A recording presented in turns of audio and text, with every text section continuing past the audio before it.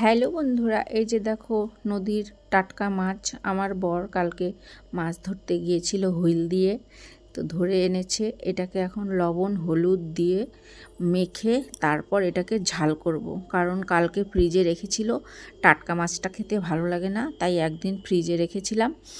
তো এই যে দেখো মাছগুলো বেশ সুন্দর। তো এখন লবণ হলুদ দিয়ে ভালো করে মেখে তেলে ভেজে নেব, আর এটাকে মশলা দিয়ে শুধু ঝাল করব। তো দেখো তোমরা দেখতে থাকো। তো তোমরা কে কে পুকুরে ধরা মাছ খাও অবশ্যই আমাকে লাইক করে কমেন্ট করে বলবে। আমি অবশ্য খাই না, বাড়ির সবাই খায় না, ছেলেরাই খায়, তাই ওদের জন্য বানাচ্ছি।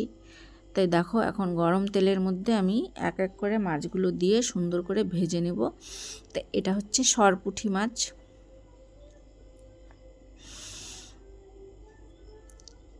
তো দেখো আমার মাছগুলো সব ভাজা হয়ে গেছে, তো একবারে দেখিয়ে দিলাম।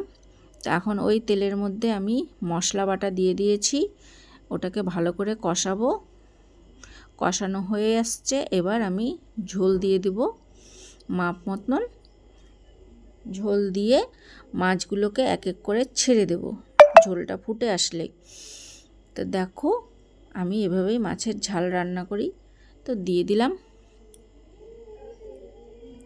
তো দেখো মাছের ঝোলটা কেমন হয়েছে।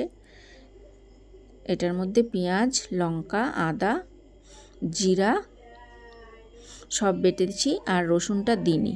ভালো লাগলে পাশে থাকবে অবশ্যই। নেক্সটে আবার দেখা হবে। টাটা।